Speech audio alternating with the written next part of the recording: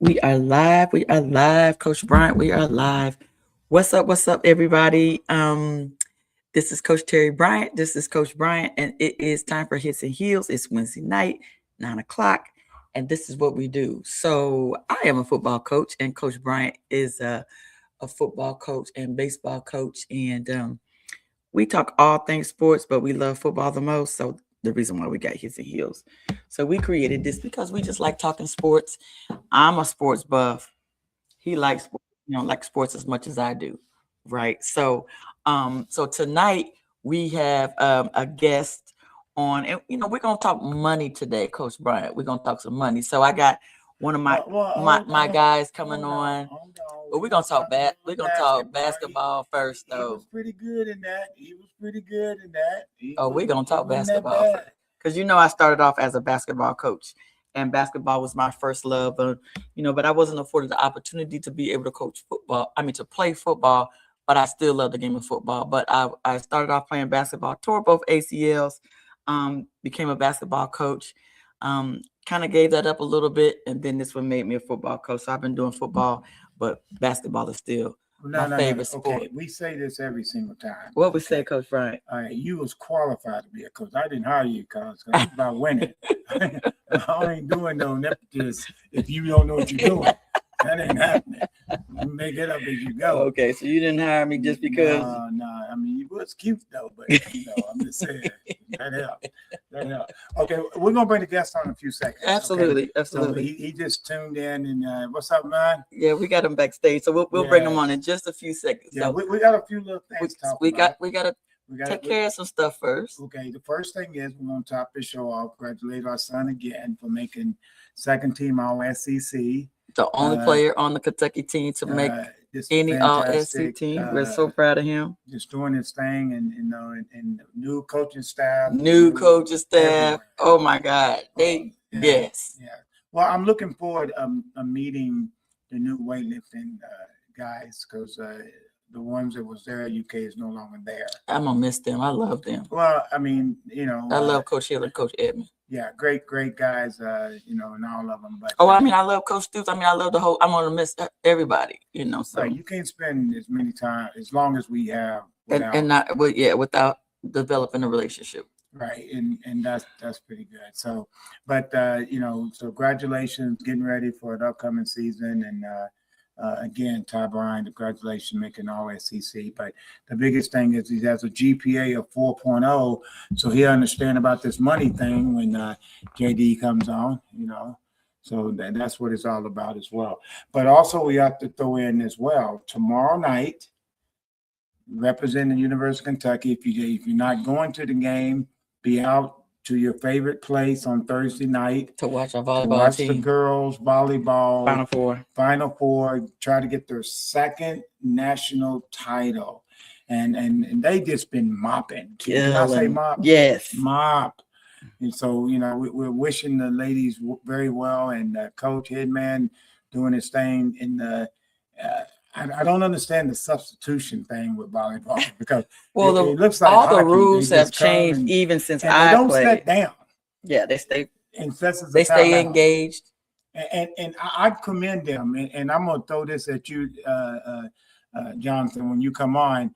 When your teammate just mess up bad, it's hard to walk over and give them a hug. And volleyball be doing that. I give those ladies credit, because I'll be looking at.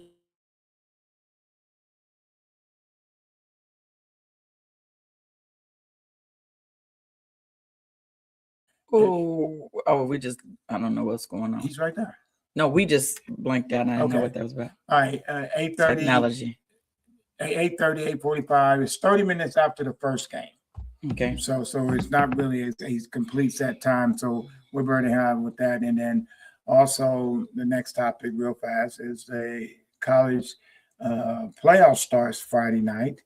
They got Oklahoma and Alabama roll tide. It's Oklahoma beat them twice in a row the last two times, so that's going to be interesting. And the other game is, I think Texas A&M plays. Texas A&M plays, yeah. So they play to you. I can't remember what they I play. think they do play you. Kentucky ain't playing. I don't be caring about the rest of them people. Well, I do care. SEC. So anyway, you want to see what I got to deal with? Well, let's just go ahead and bring them on. Let's go ahead and bring them on. So, guys, On so let's go ahead and bring on our guest, Johnathon Davis. How are you doing? I'm doing great, Coach. How about yourself? Good. Thank you What's for up, coming man? on Good to today. see you guys. You too. So listen, let's get it started. So you played at the University of Kentucky. Before we start talking money, Mhm.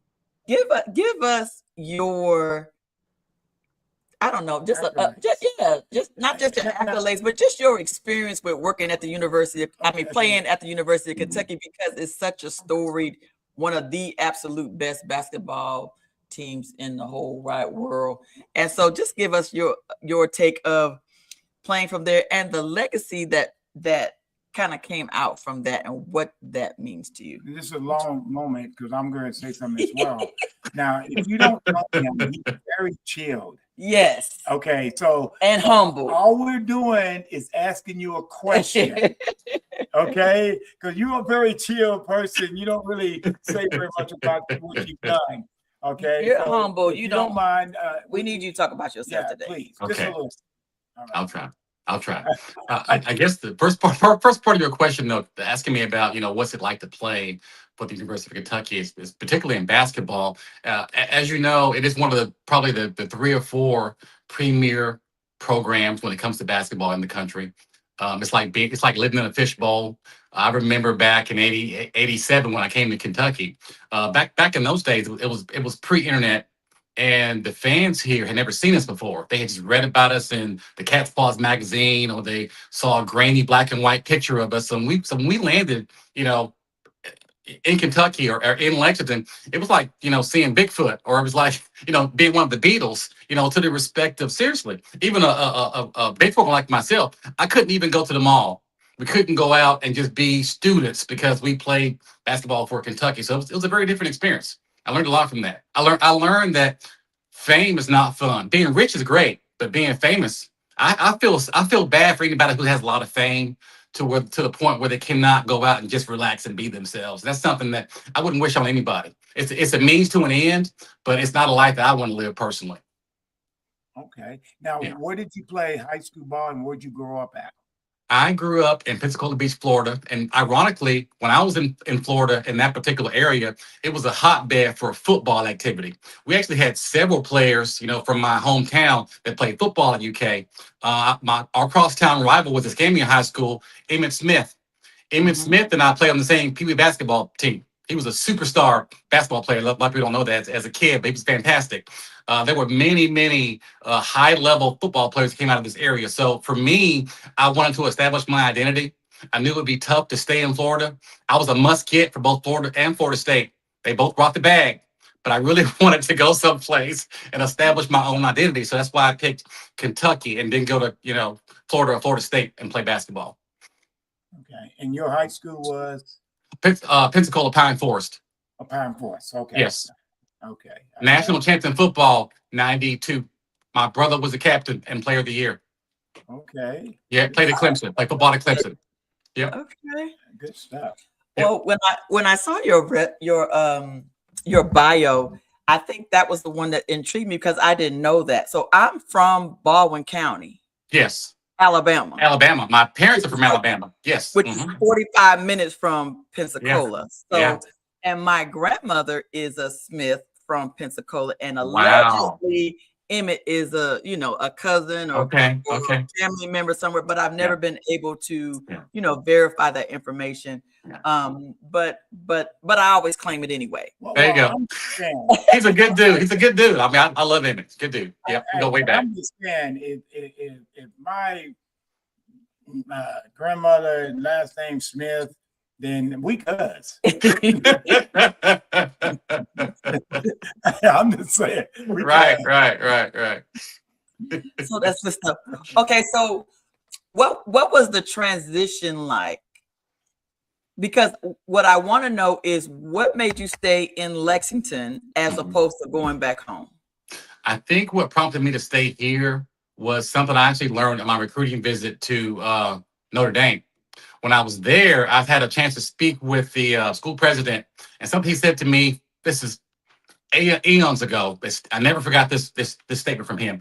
He said, when you're making your decision to go to college, remember it's a 40-year commitment and not a 4-year commitment. Now, as a child, I didn't know what that meant, but as I matured, I understood that where you decide to go to school at, it's going to probably determine what your opportunities will be moving forward, who your mate will be, where you're going to live. A lot of things come into play when you pick that school. It's not well, for me anyway, it was not a situation where I thought I'd go in there and be gone in a few years. It was something that I had to think about what my life would look like even after the ball stopped bouncing. I think a lot of athletes kind of miss that because at some point, whether you play 1 year or 10 years, at some point the ball's going to stop bouncing, and then where you going to end up? And then while you're there, what are you going to do while you're there to support yourself and to support your family? Okay. Now, do you have in the community here in Lexington a son, daughter playing ball or did play ball? I did. I had a son that played basketball. As a matter of fact, my son is still the all-time leading scorer and rebounder at Lafayette High School. He was runner-up 2015 for Mr. Basketball. And my daughter. Yes, I'm sorry. Go ahead. You got to know I knew that. That was a trick question. I was like, you didn't know this? He was pretty good. He had a pretty good little career there. He had a pretty good career. Had some injuries, but he was on his way. 6'9", could shoot it, could do everything. He had some injuries, didn't work out. But that's sometimes that's part of it. But what about your daughter? I'm sorry. That's okay. My daughter was 2015 Miss Kentucky, and the third Black ever to be crowned Miss Kentucky. Yeah. And competed for Miss America. Mm-hmm. Okay. Yeah. And not trying to be Homer, but I knew that too. You remember a lot of times you would help coach. You was there. And I would come to some games, and I would see you, show you some love. Yes, sir. And then I'll sit over, and you can't help but be a fan of a child of somebody you know. I appreciate that. A fan. I mean, and I literally mean that. Yeah, they automatically become our nieces and nephews, and we treat them as such. Yeah. I follow your kid. I follow your kid like he's my kid, so it's part of it. It's like family, It's family. Absolutely. Yeah. I know that knucklehead's dad. Yeah, I know him. Yeah. But when watching him, because I decided not to coach Ty in high school. It was a choice. I didn't want to coach him. So how did that transition, did you think? Well, he was blessed. He was very good, just like your daughter. So how did that feel coaching him, the dad coach thing? How did that work out with you? It worked out well, of course, but it turned out okay in the long run. But obviously, when you're in it, sometimes you're blinded to some of the decisions that you make. And I can look back and I cringe sometimes at some of the things I did. I might have done a little bit differently.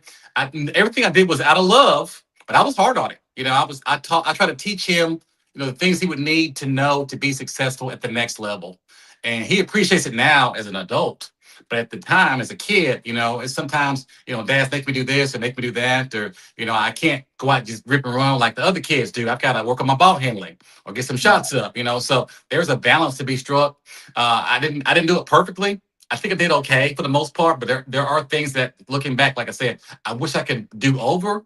But at the end of the day, I think the good outweighed the bad. I think I taught him life skills. I taught him things that he'll need to survive, because as y'all both know, the skills that we learn in sports, they translate very well to being successful in life. Perseverance, sticking it out, finding a way. Sometimes you don't have enough tools and enough skills. You just gotta find a way to win. You learn that through sports. I taught my son how to do that. So I'm proud of that part. Now what was your impact or hands, if you will, since you didn't coach on the girls team with your daughter? How was that? Was that you were still hard on her, or you got her later? You know what? They were different kinds of kids. My son probably needed more guidance. Well, not probably. He definitely needed more guidance than my daughter. Left to his own devices, he'll admit this, he would have developed and become the player he became if I had not been actively involved in, okay, son, we're going to go work on these shots. Okay, we're going to go work on these moves. Okay, we're going to go to these camps. I was extremely involved. We went all over the country. We went We went to Texas. We studied under John Lucas. He has an academy out there in Houston. We did all the big stuff. He played on the Nike basketball tour, all that stuff. That was all me. So I'm not trying to brag or anything. I'm just saying that as a parent, I was extremely involved. I made sure he got everything he needed to make that leap to the next level. Now with her, she was much more self-motivated. She told me what she wanted to do. She said, "Dad, I want to do this. I need some money." So I was supposed to be with her. I was supposed to just writing checks. Right. So she was getting ready to be a wife. Yes. Right. And that's what she is. She's a stay-at-home mom right now with 3 babies. No job, never worked a day in her life. Living the life. Hey, you did a very good job getting her ready for that. Never worked a day in her life. Hey, and no intention of working either. Ooh, she's living a dream. Right. Now, do your babies live in Lexington or? They both live here in Lexington. I'm very blessed. Yes. That's very good. Okay. So now, are the grandkids here yet? The grandkids are here. I've got a 2-year-old, a 4-year-old, and I have another baby on the way in February. Okay. So what age are we putting the ball in their hands? They got the ball in their hands right now. I mean, we start early around here. I don't know how y'all do it, but we start early. So okay, you gotta. If there's 3, you just named 3. Yeah. So is your son has 1? No, my daughter has all 3 kids. My daughter has 2 babies and another one on the way. Yep. Amen. God bless. Yep. God bless. Now, when's that other one? Is that a boy or a girl? It's another boy in February. In February. Oh, yes. Right around the corner. Yeah. It's coming How up. exciting. How exciting. Yeah. So did you end up with your wife, meeting your wife when? In college or after college? We met actually in college, and she's actually my ex-wife now. We've been divorced 10 years. I'm now actually engaged to another young lady. Okay. And I met her. I met her about 5 years ago. Yeah. I was married, but you know what? In your defense, I was married 23 years. So a lot of people still think I'm still married to her, but we're not. But you still have a good relationship, though. Yeah. Yeah, but here's the thing is about that, and I mean that with definitely no disrespect to your fiance, is you got to remember I knew you back then. I know. Yes. And our path never really saw each other because I'm coaching, you're coaching. Right. So life goes on, years go by, and you think it stays the same. Just like when you see like your son, I remember your son when he was born. I mean, not born, but he was like 2 or 3. Yeah. He was always around. Yeah. The next time I saw him, he was playing basketball at Lafayette. I'm going like this. Right. I understand. I love it. And so, well, congratulations on Thank you, brother. I appreciate that. And so I want to transition, of course, into probably the most important thing for our podcast, and that is to educate the family. So how did you choose the financial industry? Did you major in finance, or was this something that later on you kind of went back and got the credentials? Because I know you were the first to get your one of those. Series 65, yes. I'm the first Black Series 65 in Kentucky. In Kentucky, yes. Congratulations on that. Yeah, that's a milestone. huge.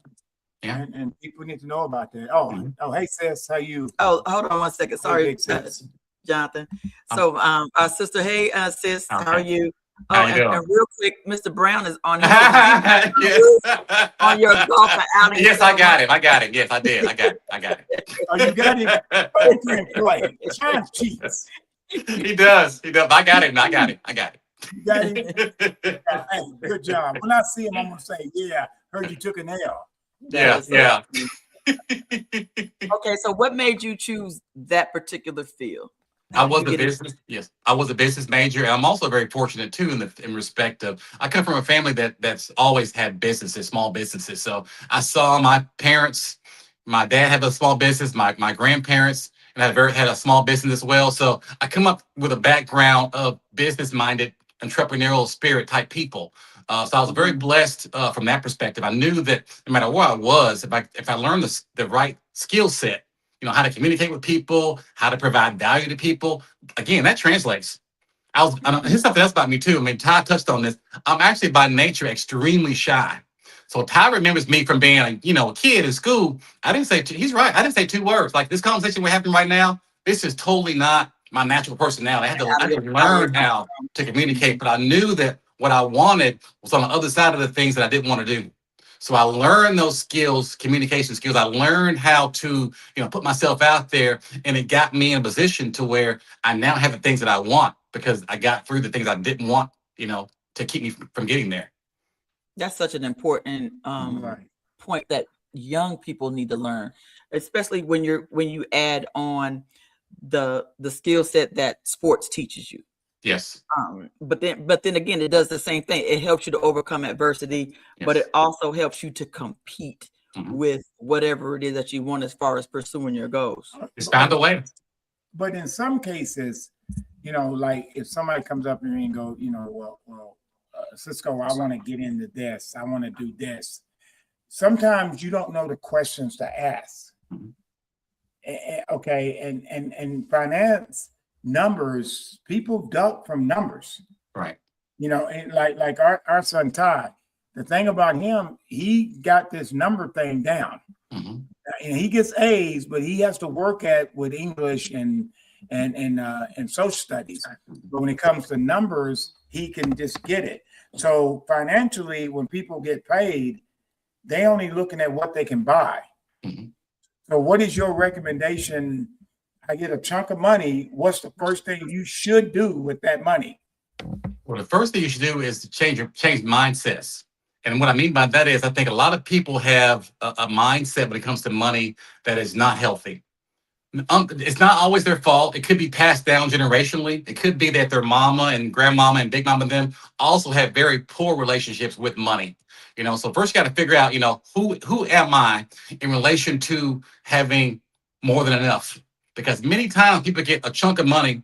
If it's more than what you're used to having on a regular day-to-day basis, you will find a way to subconsciously get rid of that money. I know that sounds crazy, but it's proven itself to be true. How many athletes, how many lottery winners get a $50 million, $100 million, and then 5 years later, how do you get through $100 million?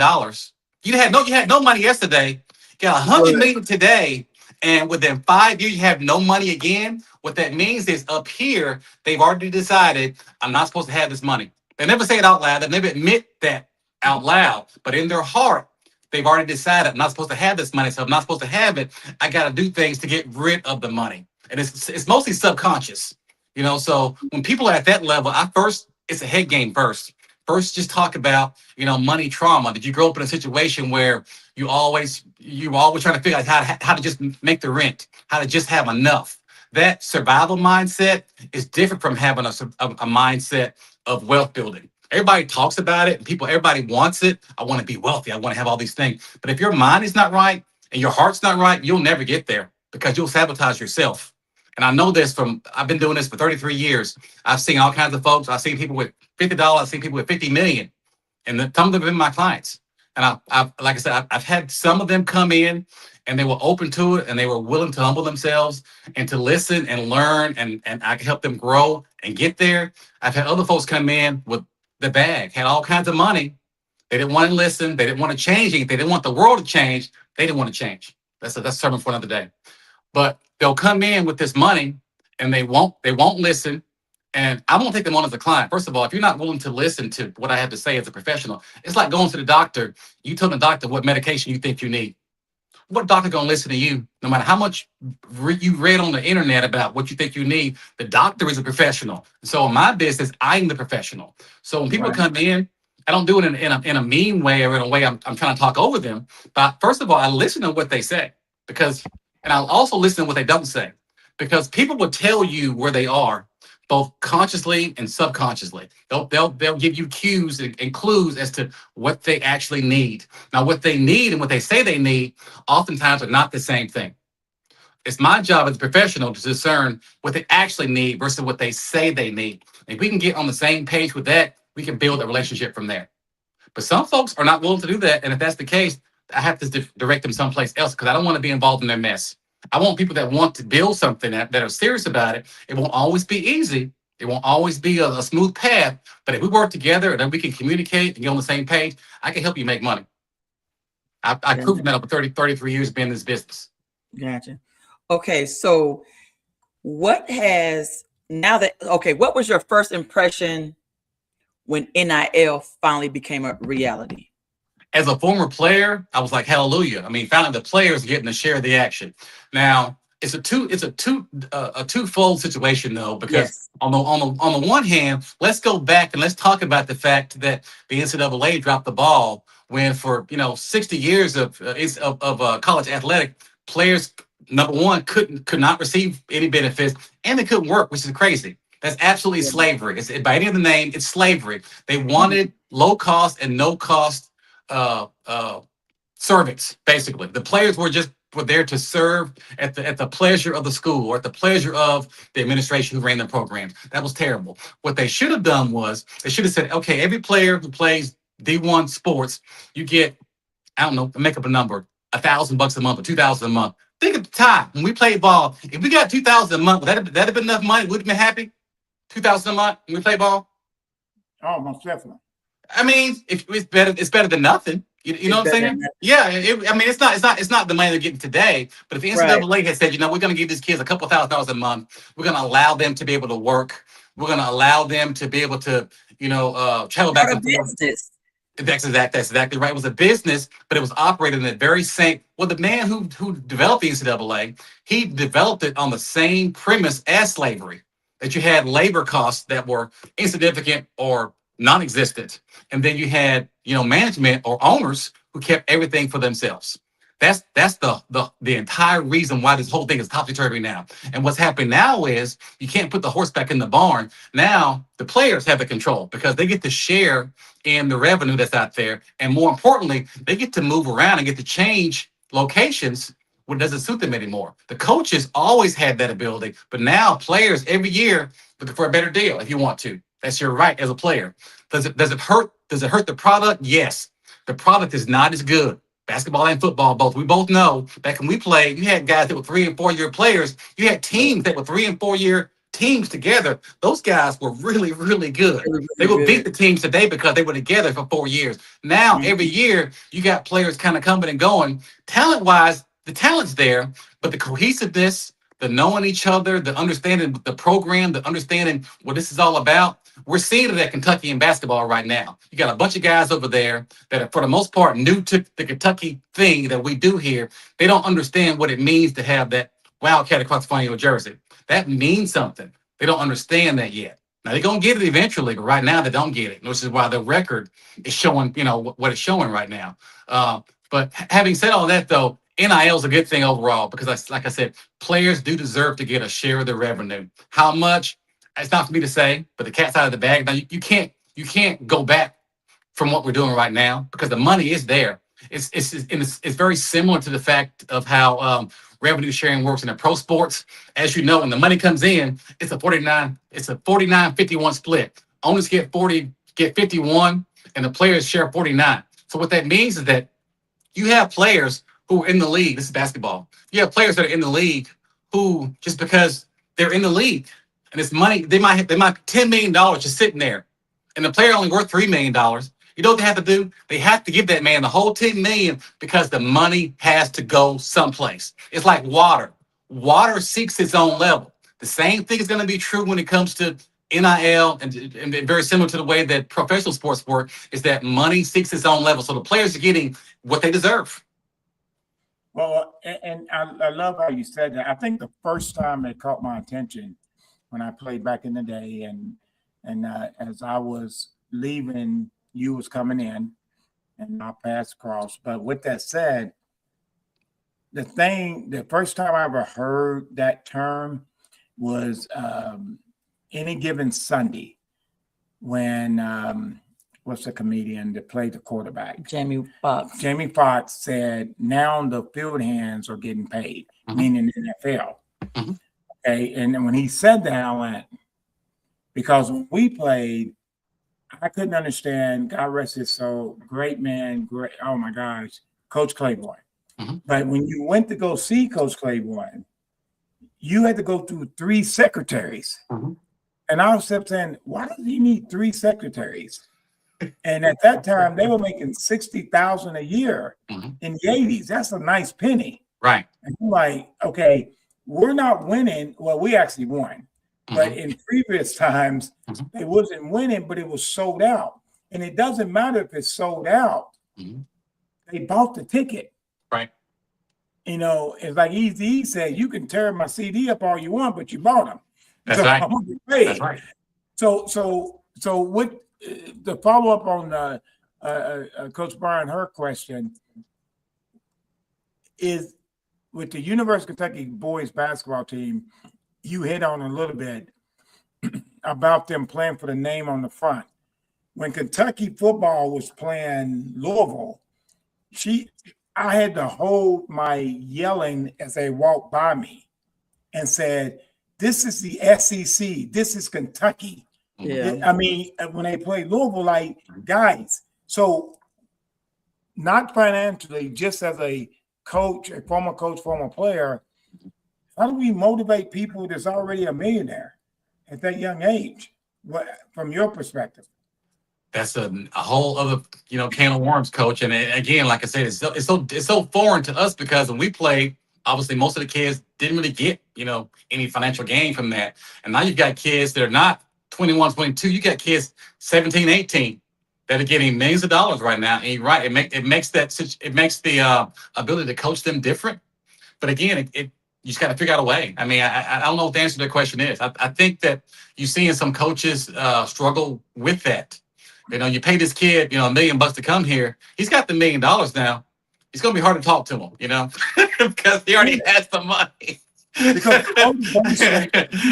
the money can't be the motivating factor. You got to find some other kind of way to motivate these kids. I don't know what that is. I wouldn't want to be a coach right now. As a matter of fact, I don't tell many folks this, but when Tubby Smith came back to UK to take the head coaching job, one of the first calls he made was to me. I thought he wanted a recommendation. He wanted me to coach with him. I was like, oh, no, coach. I don't want, because my dad had coached. My dad was a high school coach, so I knew what the coaching life was like. And I'd seen, our coaches at UK, how much travel they had to do. My kids were both toddlers. I would have been, divorced in 2 years. I mean, you never home, So, I mean, it wasn't a lifestyle that I wanted personally. I could have coached the UK. Well, and she knows, we won't drop no name, but, I had an opportunity to do the exact same thing. Coach college, and I chose not to for Ty, my son. I chose not to. So, but it's people make the right decision. They're the right decision no matter what you make. Right. If you decide to coach or you don't. So, not a judgment by no means.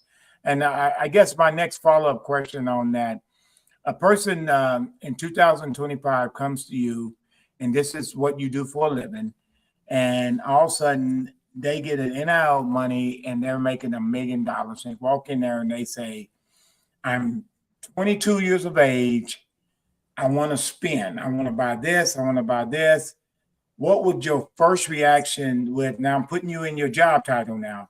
What would be your first reaction to that young person, male or female?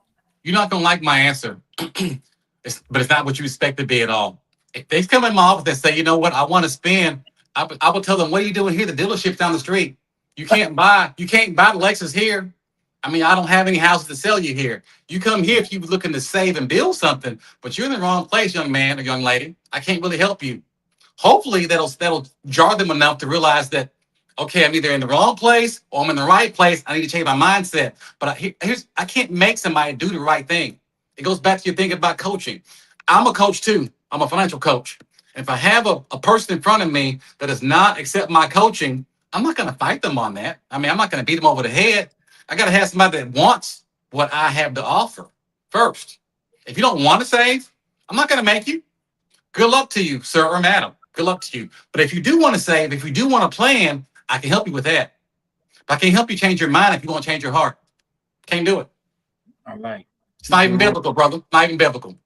I love it. Jesus himself, many times, shook the dust from his coat and walked away. He didn't try to force anybody to be a Christian. Why should I force somebody to save? And that's ironic. And I know the wife has a question for you, but that's ironic. People don't realize that is a factual of Jesus. He didn't force people to follow him. Which He is so based. different than what you see from these MAGA people. I know we're not being political, but that's neither here nor there. It's okay. I mean, Yeah. we believe in him, so we're good. Yes. So Mr. Brown has a really great question right here. He says, do you track demographics of people with money that foolishly use money for unnecessary luxuries and material possessions? When he says track demographically, expound on what does it mean by that? I'm not sure what it means by that. Okay. Track So demographic. I took that as, what demographic is the most foolishly or maybe uneducated about spending money on luxury and material possessions. You know what? I got a comment on that. Are the stereotypes about our culture true? I'm gonna tell you something that's actually pretty good news. And no, they're not true. Why people crazy with their money too? They buy different things with it, just as crazy. Like I said, it all starts up here. If you have a mindset of scarcity, where I just want to have enough money to just pay my bills and get to the next month, if you have any more money than that, you will find a way to get rid of that money, black or white. It's not a black or white thing at all. It's not. So to answer your question, surprisingly, it's the stereotype is there, but the stereotype is not true that we are more foolish with our money by being black than they are. Now there is one thing about our culture that is a little bit different, and that is, as a vestige of slavery, it's less likely that we have money from grandma and great grandpa because we were in bondage 100 little over 100 years ago. Now it's not uncommon for them. You can meet an average white couple, nothing special about them at all, but their great grandfather could have invented something, could have inherited something, and that money's been passed down. They've got $2, $3, $4, $5 million, a little bit of a head start. There are black people that have this, but it's unusual for us to have that. But as far as like what you do when you get the money in your hands, the demographics, they don't prove out. I've seen thousands of people, black and white. As a matter of fact, most of my clients, by and large, still most of my client base, most of them are white. And that goes back probably a vestige of slavery, in that until recently, most of us are probably the first or the second generation in our families that ever had any money at all, any real money, other than just pay the bill money. But like having a job and a 401k or having something built up, we are, for the most part, around here anyway, first and second generation that having anything. But white people, even average white people, a lot of them are third and fourth generation, had the farm something passed down. We didn't have that luxury. But as far as what to do when to get the money, that's completely up to the individual. It has no bearing at all in their race, none. Well, I guess my comment, in what I don't know if it's a question or not, but I just remember the way I grew up. I envy what I saw in my high school, because my high school, Bowling Green High, can go from poverty to rich. I mean, rich. And you saw certain things, and you couldn't wait to get yourself in that position to not do what the Joneses are doing, but just to say, I've got this. And then you buy something that you don't really need. And people call that weakness. That's not weakness to me, because, when I came to UK, being at my high school at Bowling Green High, the people I hung out with, they were, we had some way up here, but most of the people I hung out was here, if that makes sense. It was middle range. Mm-hmm. And when I came to University of Kentucky, we had some kids on our team didn't care about meal money.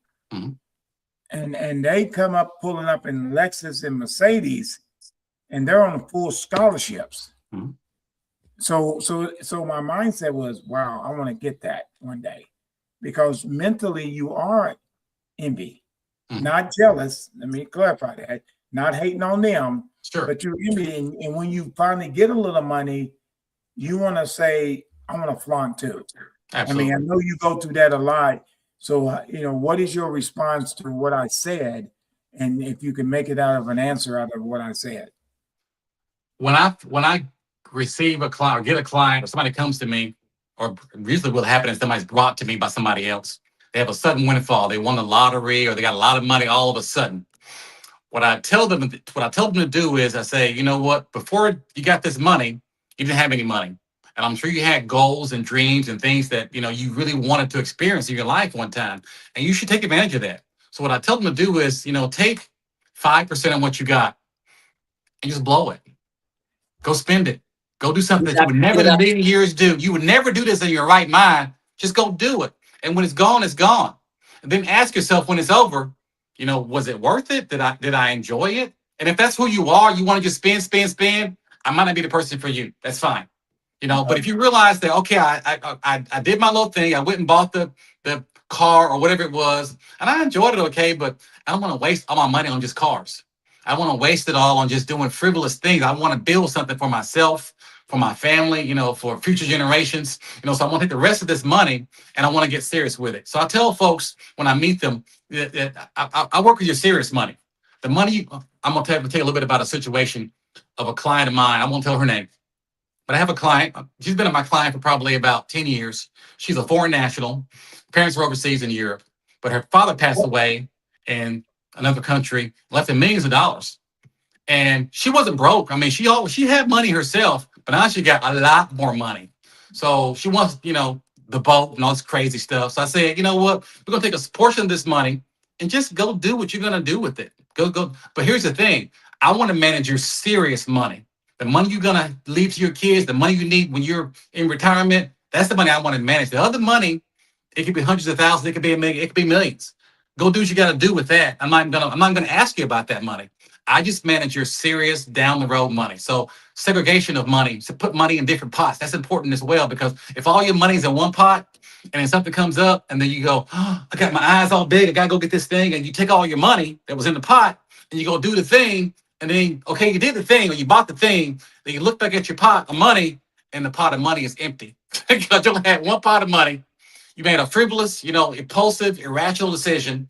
And now the money's all gone. And now we're starting back all over again from square one. And that's something that, again, because many people in our community have not been taught these things. Not that we don't have the capacity to learn, but again, the knowledge wasn't passed down necessarily in our culture, getting past just general savings, but financial literacy. We don't know what to do when we have more than just day-to-day money a lot of times. But many people are starting to find out, and they are starting to find me or somebody like me to help them to figure out a path moving forward. Well, I'm going to say this. Thank you, because I didn't really leave a question out there, but you did a very good job of answering it. You really did. Because sometimes it's very hard to ask a question that you don't know what to ask. You don't know how to ask it. Yeah. You want an answer for it. Yeah. And people that are listening, and a lot of people listen to the show. Mm-hmm. And I mean, that's the best way to put it, Davis. I mean, I really mean that. That was an excellent answer to my long-winded question. Thank you. You're welcome, man. So my sister asked, what is your investment philosophy? Do you have one?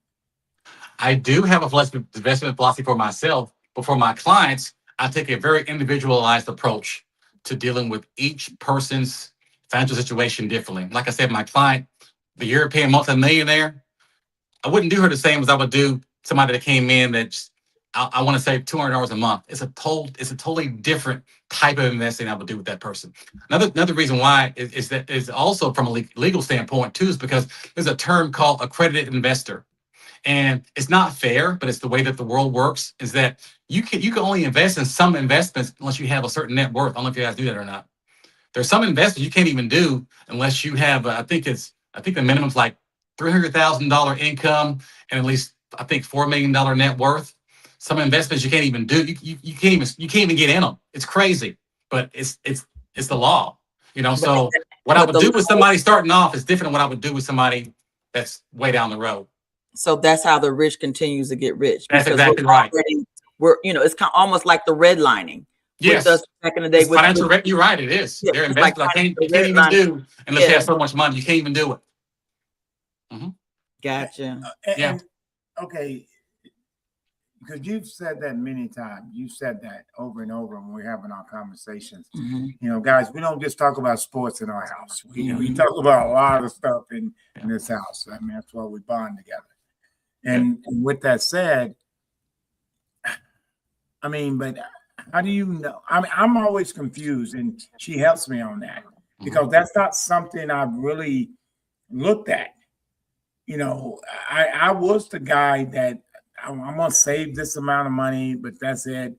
And I'm going to pay a bill because I wasn't fortunate to get a chunk of money to put me in front. Mm-hmm.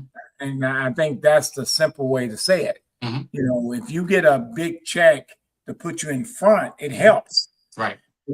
I mean, like when people say, you know, I need you to save, but they live check to check because, you know, Mr. BILLS finds you. It finds you. No matter how much you duck, it finds you. And so how do you help a person of that nature that's trying to save money? I mean, do you do that simple? I do. But here's the thing about that. And again, my heart goes out to people who are in a situation where they just don't have much to start with. Again, the economy is terrible. And you know, when white folks catch a cold, we get the flu. It's always worse for us when things are bad. You know, but having said all that though, if you could just save $50 a month, I could find something somewhere you put that money. If you can commit to leaving it alone. And that's the key to it. Some folks are not conditioned to leaving that money alone. They're conditioned to, I say $50 a month for, 6 months or 12 months. And I got $600 at, $1,000. Then boom, I go spend it and get something. Mm-hmm. The money that you put aside for investments is not your savings account. You need to first try to figure out how can I get just a small amount of money set aside as an emergency fund. That's the first thing I would do. If you live in paycheck to paycheck and you're just stressed to the hilt, try to figure out a way to get a $500 just a cushion, because you're gonna bust a tire. Something's gonna happen. Tire's gonna pop. Or transmission gonna go out. If you don't have $500, and here's this is a crazy stat. And this is true. I think it's something like 75% of all Americans couldn't cover $1,000 emergency right now if it happened. If $1,000 emergency, if your car blew up tonight, or if your kid got really sick and you had to go to the emergency room tonight, and it was $900, 75% of people in America couldn't even cover it out of their pocket. Most people can't cover it, which is a crazy stat, but it's true. So the first thing we got to figure out is, how do I get some extra money? Does that mean trying to get a better job? That mean getting a second job? That mean looking at cutting things out of my budget? I'm just trying to figure out what can I do to change my situation. Because here's the thing: if you keep doing what you're doing right now, you're just gonna have what you have. Nothing's gonna change. You got to figure out, what am I willing to change? What am I willing to change? Well, I'm good to be in a Baptist church. You got to say that again. If you keep doing what you always done, you're gonna have what you always had. Nothing's gonna change. You gotta change something. Yes. You gotta change something. I can't change it. You gotta change something. Yes. So my sister made the comment when we were talking about the whole situation where you can only, she said it's kind of like a country club investment per se. Like it's just totally exclusive for the rich to be able to invest in certain investments that probably bring forth a better return of money and can increase their money probably a whole lot faster. But most people, or the average person, are not allowed to invest. Don't have enough money to be able to get into those investments. Okay, yeah. I did an investment today with a minimum was $550,000 cash. Was a minimum investment, $550,000, and she wrote me a check for it. Everybody can't do that, Okay, but here's the thing, Terry and JD. Here's what my thing is. Okay, I'm not trying to be the $500,000 person. Mm-hmm. Okay, that's not where I'm going to leave this earth as. That's not going to happen. Right. So my objective is, I love what you said. Let's simple stupid with this. When you said $50. Yeah. Okay. But that $50 is something I would have blown on a meal, or just because, or I would have went and got my hair done. Well, I don't have no hair, but you know what I'm saying. I mean, and when you said that, the average person heard that to me, because there's different layers of life. And I go back to my high school, Bowling Green High. In Bowling Green High, there's different layers that goes to Bowling Green High. Mm-hmm. And everybody survives because you don't try to keep up with the Joneses. I'm not going to be I'm not saying that for us, I'm saying in general, I'm not going to be the $500,000 person. But I want to figure out my paycheck. What can I hold back from that paycheck that I go and grind? Most people, Coach, if they work a regular job, 40 hours a week, and you work a regular job, if they look at their budget and they're serious about it. I cut back on my nails. They would just get them once a month instead of getting every other week. Or, Yeah. I mean, just little things, maybe I don't go out to eat every other day. Maybe just go out and eat twice a week. If you look at your budget and really, really look at it, most people can find $50, $100 a month, every month. Most people can. I mean, some folks just, God bless them, they get stressed to the hill. But most Yeah. folks, they're stretched. It's really just it's mismanagement. It's I'm misman- just saying. I'm and gonna say it. priorities are Not messed up. beat the sheep of the church. I'm just saying. Most people mismanage most of their money. It's mismanaged. And the priorities are messed up. That's right. I bet you the cable bill is at least $75 They a don't month miss. They don't miss. and not gonna miss it. And here's the thing, cable. I love cable. I watch a little TV every now, but you know what? Cable is not a necessity. It's not. Absolutely. Man, if you can't afford it, you can't afford it. Right. Yeah. It's great to have, but it's not a necessity. A new jacket, a new outfit for the club, it's not a necessity. Yeah. I mean, because we say that to each other. Do we really need this? Mhm. Is it something we want? Mhm. And for people that's tuning in, and even if you don't comment, but a lot of people do tune in. Johnathon Davis, a former University of Kentucky basketball standout. He's a financial wizard. Let me say that. And blessed with two kids that just did it.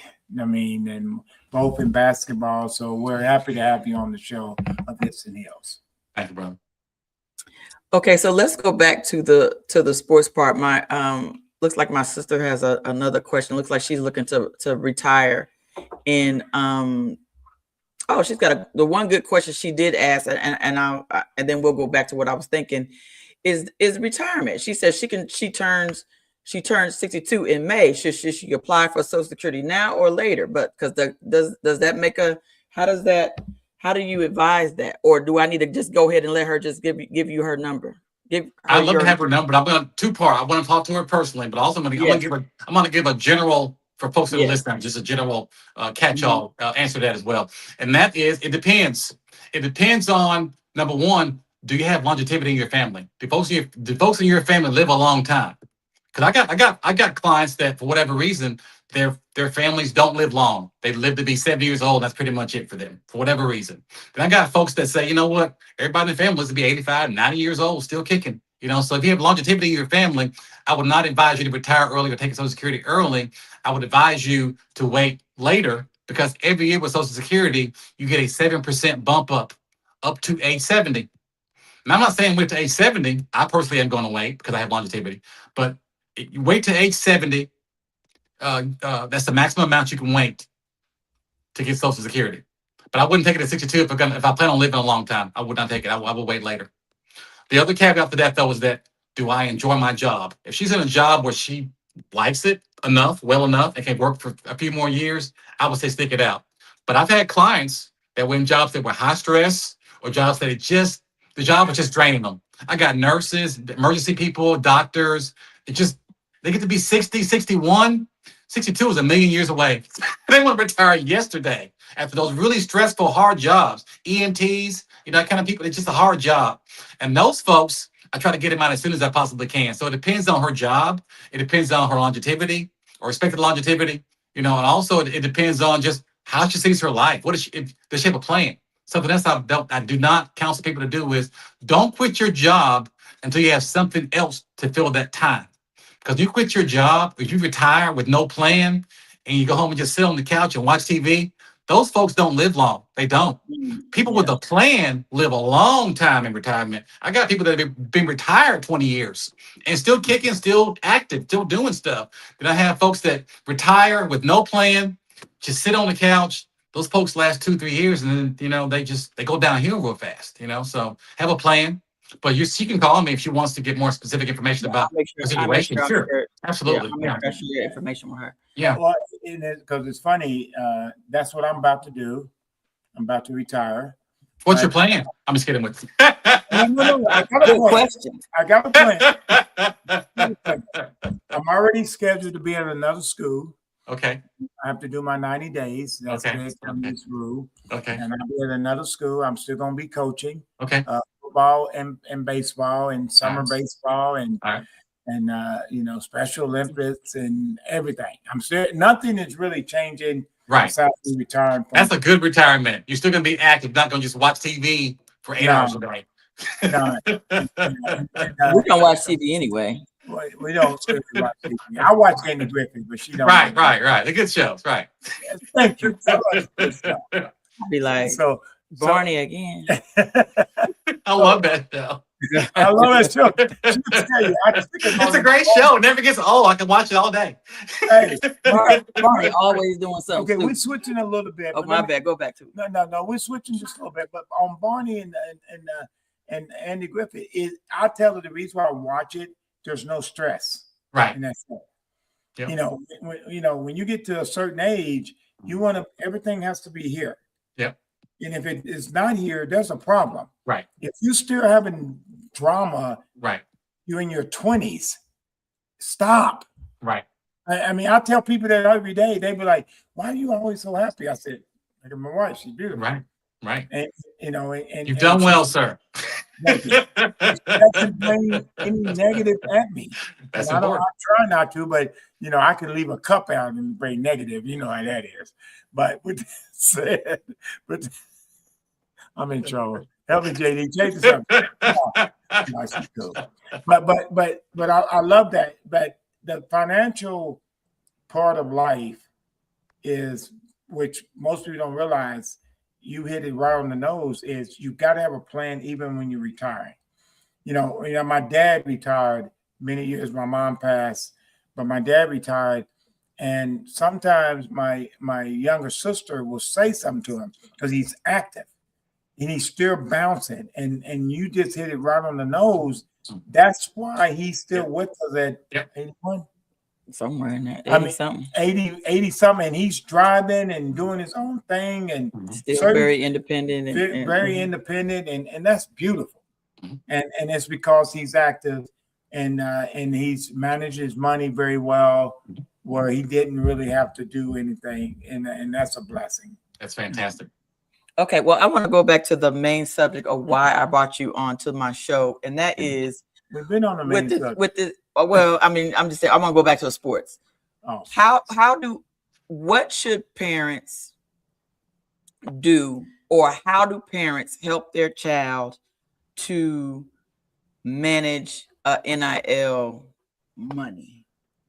What are the steps? I think it's a hard question. It's a very hard question because, first of all, when we say NIL money, we're talking about 25,000 or 2.5 million. It's two different things. Right.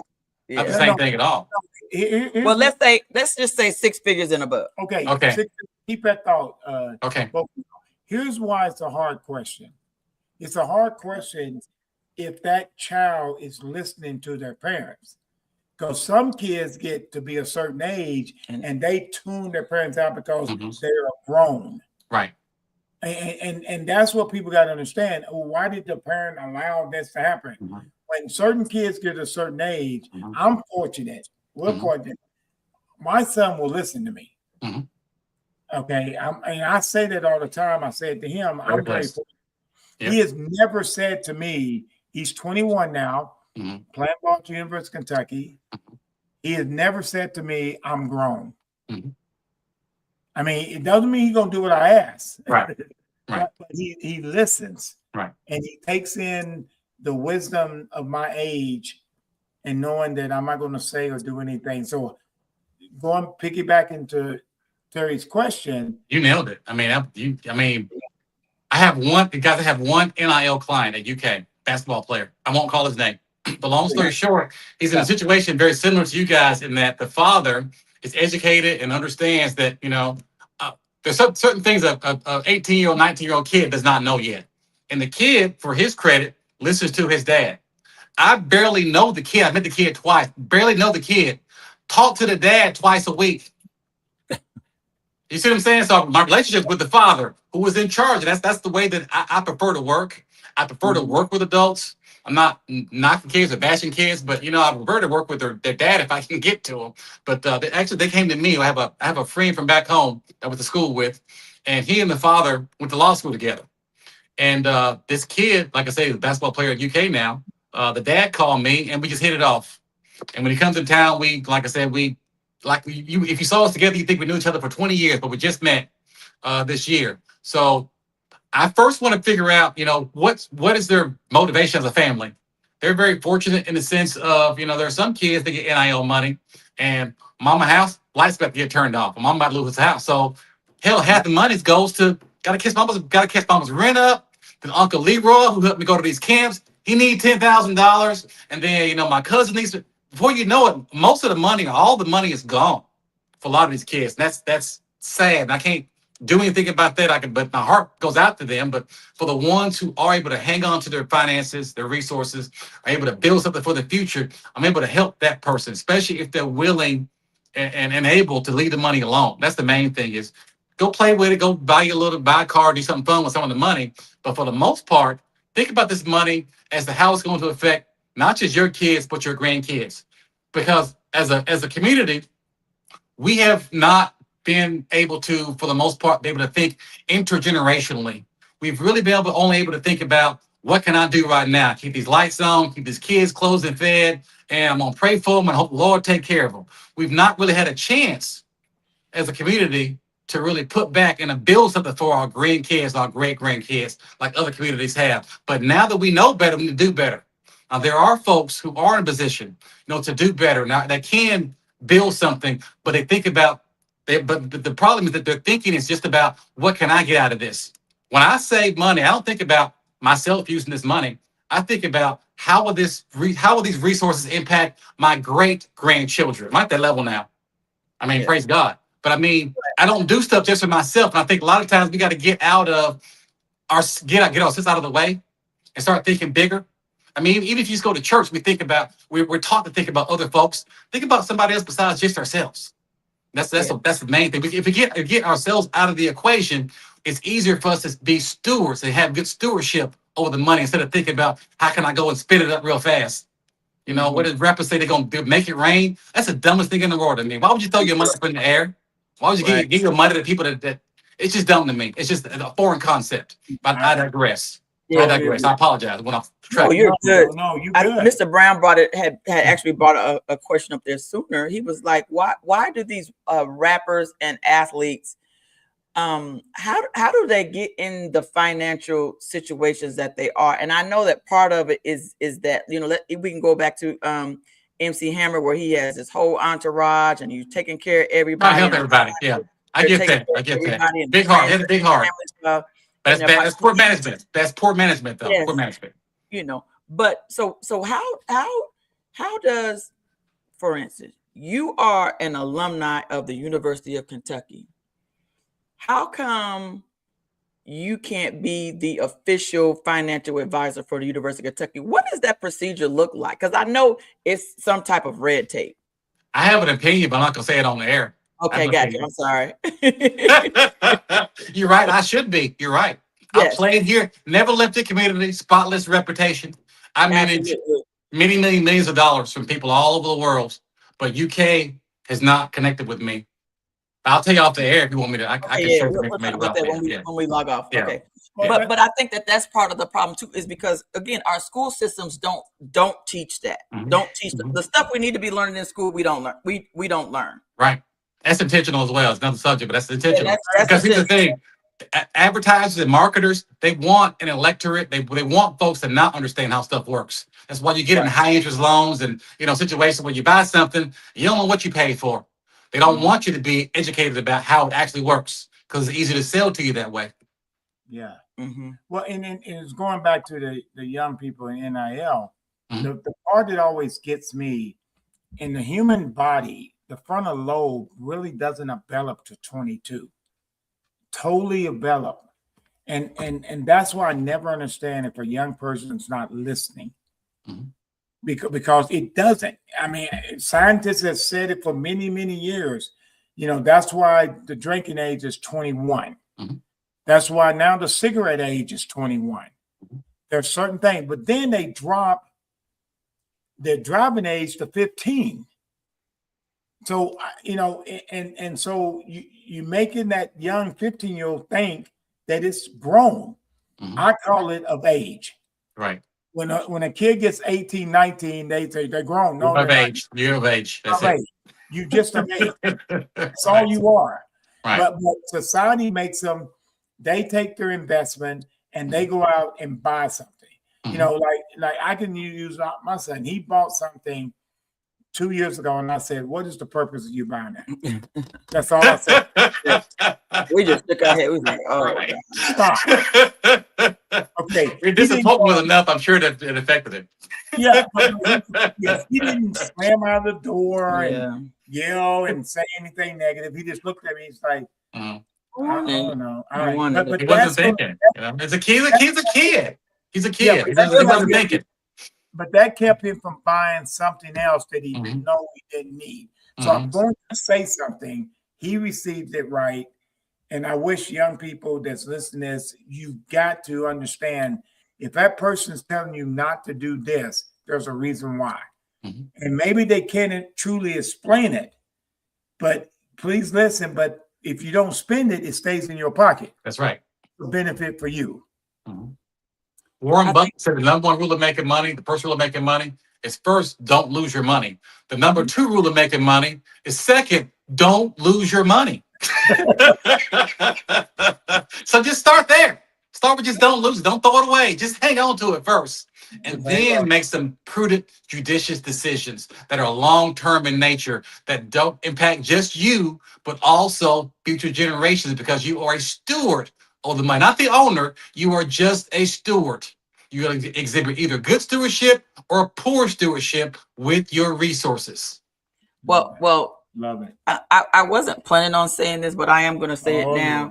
But I just want to say thank you, because I do like how when I sat down in your office and you were able to kind of take over half of my 401k. I do like how it has grown since we've sat down in your office. Good. Thank you. Yes, ma'am. It's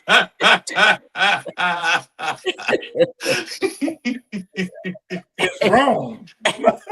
Yeah. Oh, No. yeah. It's kind of nice. Because I'm coming to you.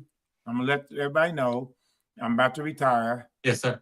And I'm coming to you, and we're gonna sit down, and you're gonna say, "Stop tipping so much." I'm a tipper. I tip. I mean, when I walk into certain restaurants that know me, they want my table. Because I feel like that our God's gonna give it back to me. That's right. That's right. I like that. I like Really that. do. I like that. But It comes back. I leave a tip, and she'll go. It don't bother me. I love it, because we know that people that are in those particular situations are most of the time are living paycheck to paycheck. Yeah, I'm laughing, but I'm with you 100% on what you're saying. They're Because living I paycheck built to my paycheck, business. and they need that extra money. I built my business the same way with the same spirit, in that I help folks who really can't do anything for me. Because you know what? I'll get it back someplace else. Something else will fall in my lap. Because if you do good, if you put good out there, you'll be blessed by something, some other way, and it won't be directly tied to each other at all. Help people who can't do nothing for you, and I promise you something to fall in your lap. It always does. I think time. The biggest blessing, and which I do now, I will go to certain little restaurants, and I literally do get me something to drink, and I just sit there and I wait till that mom comes in with a couple of kids, and I pay for their dinner. I love it. And they don't know I'm paying for their dinner. And I just feel like that's an investment of a spirit that our Savior will bless you with. You know? Your family is blessed because of that. It might even be a blessing to you. It could be a blessing your son gets that you will never see, because in the Bible it says that one man waters, one man plants, another man waters, and God provides the increase. We don't provide it. We don't even get to see it. The increase is provided at some point in the future, has nothing to do with us whatsoever. Our jobs are either to A, plant, or B, water. That's it. We're out of the equation at that point. You're doing right, brother. You're on the right track. Thank you. But we got to get together as well, because yes, sir. Give me a call. May 1st is my retirement. Okay. And I got a strange feeling this was going to happen on May 2nd. As I lay in the bed and trying to sleep, every light will get turned on in the house. When you get ready, brother, no pressure, when you get ready, I'll be here. Talking about her. She gonna get up and go to work at 4:30, and every light's gonna be on in the house. She don't even turn on the TV. She gonna turn on the TV. You ain't doing nothing. I'm gonna anyway. be mad. I ain't even gonna lie. I'm gonna be mad. Okay, so what can we do as a community in a sports community to get the financial literacy out there or information out there to help these kids? Because these kids are getting money that is absolutely life-changing for them. What does that? How do we do that? When Fayette County does that little seminar at the Rupp Arena, do you go to that? I don't know what you're talking about. What? And I need to give you that information. I don't know what this is. They set up a booth. Okay. And they have different vendors, and it's UK. I mean, it's Fayette County. They literally get kids, the seniors, college kids. They get on buses. They go there and they talk about going to a university. They talk about Army. They talk about this, and I forget what it's called, but I promise you, I will communicate with you. And yes, please. Because that's part of what you're talking about, what to do. Yeah, and I also want to do a sports conference. Yes. Like I do want to host a sports conference because we have to educate families not on just the financial part of it, but just the whole recruiting process, just to even get to that point where they're able to get to that that the revenue share or collective money or whatever you want to call it. Because the whole recruiting process is totally different right now. Yes, it is. It is. And answer your question, I think it really boils down to, I mean, you're on the right track. If some person or entity was to figure out a way to connect with the parents of the student athletes and put them together, whether it be virtually or in person, I would come and talk to them. And here's the thing. They don't have to do business with me. If I know that if I put good out there in the world, I'm gonna get it back someplace else. I don't have to squeeze people for money. I don't have to get any money at all out of it. I've been blessed already. But I continue to be blessed because I do what I can by exhibiting stewardship over my gifts and talents. So that would be something I'd be willing to do, just, pro bono. If people wouldn't listen. But here's my thing. I don't want to be in a situation where I'm chasing somebody down and beating them over the head or forcing them out their bed. I don't want to force anybody to do anything. But if somebody actually needs help, I always help. That's my first thought, is help. Because again, if I help you, maybe one day you help my kid or my grandkid. You put good out there, good comes back. Yeah, absolutely, every time. And this is the thing. When 3 weeks ago, when the wife said you was coming on the show, I said, wow, this is gonna be. I really said this, JD. I'm sorry. I said, okay. And she goes, what are you talking about? I know because I didn't talk much. He's right. We were kids. I never said 2 words to him. We were kids. Just, hey, what's up? That's it. That's it. Hey, did I not go? I was very shy as a kid. He remembers that. I said, he don't talk.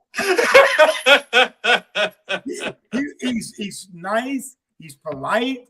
And he will, if you say, is it raining outside? He's going to say, yes. And he will smile. And I say, he is direct to the point. And then you would have to say, this is radio, right? Right. No, but it's pretty, and I'm just messing with you. It's pretty ironic that the knowledge and for people to understand this, that you are a blessing person, and like I said, is the wife. We're gonna discuss that 401k when we get off the air. Look at that smile. Look at that smile. And so with that said, is I usually leave by now. She's gonna wind up the show. This is Hits and Heels. I always thank her. She always grabs my leg and say no. But I always respect that she allows me to come on, and especially for friends like yourself that's coming on and putting your knowledge. So thank you very much. Good. God bless on your upcoming God wedding. bless you too. Thank you, brother. Please tell your boy, and your daughter be blessed. And is he dating? Let me throw a new question out. He is free as a bird. He's living his best life right now. Was our daughter. She's doing the same thing. Yeah. Now he's what age now? He's 30. He's 30. He's 30. Yeah, ours Mhm. is 32. Yeah. So with that said, is Make a love connection. I'm ready to introduce him. We might have to. we all come out to set it up. I'll be doing it at the time. Right, But anyway, right. much love, and she'll wind this up. Hey, Davis, I really mean it. Thank you again. I'm good seeing you, brother. Thank you. And thank you for bringing the information that a lot of people don't know, and we'll go from there. All right. Yes, sir. Yes, sir. All right. Be blessed. All right. Thanks. Yeah, babe. Okay, well, as we wrap this up, I have a signature question that I like to ask my guests when they come on. But today I have two. Okay. So the first question is, what are the questions that we don't know that we should be asking when it comes to our money and finances? Wow, that's a lot. Questions that we don't know that we should be asking. I got one. For Okay. folks who have a 401k, you should be asking yourself, who's managing my money? Because many people, when they get a 401k, they fill the paperwork out, they sign up initially, and then that's pretty much it. They don't really look at it, they get a statement, maybe they open it up and look at it like, oh, okay, and put it in the trash, and that's it. So if you're not managing the money, that means no one's probably managing your money. So first figure out if I'm going to figure out how to manage my money myself, or am I going to hire somebody to manage the money for me? That's a big one, because for most people, their biggest pool of liquid assets is inside their 401k. Okay. Well, that's the reason why I went to you. Yeah, so right. Managing mine. Okay. So my second question is, what have you ever wanted to say publicly? And this is where it's no holds bars. I don't care if it's political, controversy, or whatever, that you've always wanted to say publicly that you've never had an opportunity to say, especially since you're very reserved and not a very outspoken person. Well, I've learned to be more outspoken in my old age. I mean, we talk about me being very reserved. Ty was talking about me more as a kid, but in the last probably 15, 20 years or so, I've learned to not hold my tongue quite so much. But one thing, we talked about it already, but one thing I like to get out there, though, and I want to emphasize this, is that when it comes to, resources, especially in our community, we need to start thinking more intergenerationally. We think about, okay, I'm 40 years old today. I want to save this money up when I turn 65 and I want to spend it. No. Think about, I'm 40 years old today. What can I build to leave my kids and my grandkids, my great grandkids? That's something that, like I said, in our community, it's rare to think about that. Most folks, when I mention this concept, they look at me like I got three heads. But I'm telling you, it's a real thing. It doesn't have to be millions of dollars, but it has to be intentional. What is my intent? Because in the Bible, it says a good man leaves an inheritance for his children's children. That's just not just words. It's stuff too. It all ties together. Good stuff. Okay, well, listen, again, thank you so much for coming on. I know if people go to the YouTube or even the Facebook, I actually included all your contact information so that if people do go back and watch the replay, that they can, and they want to contact you. I hope you don't mind, but I did put all your information on there so that people can reach out and contact you without having to call me and tell me that they want to. But if they just want to privately reach out to you, I did leave your for those that are watching or come and watch this on the replay. His information is on in the I don't know what it is, the bio or whatever, or the description. I have a website as well. Yeah. So yeah. This and I have I think I have all of that on there. Yeah. He's also on social media. He's also on Facebook, and he's one of my Facebook friends. So you should be able to go to my friends list and find him on there too. Actually, I actually tagged him on this so that if you guys go back and watch this, you can just go out and reach for him. Because let me tell you something, the way this economy is, the way that our government is doing things, our being able to handle your money has got to be the number one thing. I mean, I forgot. I think someone said that money is the next thing next to oxygen. You have to have it. Yeah. And so you have to be able to, I just remember being a single mom and living paycheck to paycheck. And I just remember the first time I forgot I got paid. Mhm. And the money was just a bank because I was years, I was always was living paycheck to paycheck, but it was Mhm. such a great feeling when I forgot when payday was because now I was no longer living paycheck to paycheck, and it was Mhm. like the best feeling in the world. And then getting debt free was the Mhm. best feeling in the world because I always, like you said, I just remember, being in a situation and I was like, I'm never gonna have myself in that situation again. And Mhm. so then from there, I always either had a side hustle or I was working 2 or 3 jobs or whatever that's needed to do. But I know this new generation, no, they're not made like that no more. Not built like that now. Gotta And be and very, I very wish gentle with it. Very gentle, very soft. and I wish, and Lord knows, I wish we had the resources that they Right, have now. We right, didn't have the ability to do DoorDash and Instacart and all right. these other little Mhm. mini side gigs that they have Yeah, now that you can do them or the internet and all this other they stuff can that get you extra $100 just like that, just on top of their job. easily, Easy, easily, easy. Yeah. easily. Mhm. So there's no reason for people to be broke in this There's day and age. not. There's really not. There's No not. reason, You right? said you said the quiet part out loud, but it's not. It's really Yes, not. yes. There's no reason for people to be broke in this day and age. So there's, No. if you're in debt or it Mhm. should be easy for you to be able to Go get get out a of little debt. hustle. Go get a little All hustle. resources Yep. that are available. Oh, excuse me. Mr. Brown said, and this is our last question. I'm gonna let you go. Me, of course. Of course. Who is the greatest UK player? Of course. Probably, you know what though? Seriously, probably Jamal Mashburn. Probably the best UK basketball all around player. Could do everything. You're correct. My favorite player though is Kenny Walker. It's Kenny Walker. Yeah, Kenny's Yes. my favorite. Yeah. Yeah, Kenny's my favorite. My favorite Okay, player. good Yeah. Went stuff. to Derby together last year. It was a lot of fun. Good Yeah. stuff. Good dude. Well, listen, thank you again. I appreciate you. I want to thank the Lexington African American Sports Hall of Fame for sponsoring us every week so that we can bring these type of conversations to our community and and especially to the sports community because it's so near and dear to our heart. I'm gonna end the stream because I knew I got a question that I got to ask you offline. So don't you log off, but I'm ending this stream anyway. Sis, thank you for coming on. Mr. Brown, thank you for coming on. There's a couple other people coming on, but you guys didn't make yourself known. But I appreciate y'all for coming on, and we'll see y'all all next week. And we love y'all. Peace.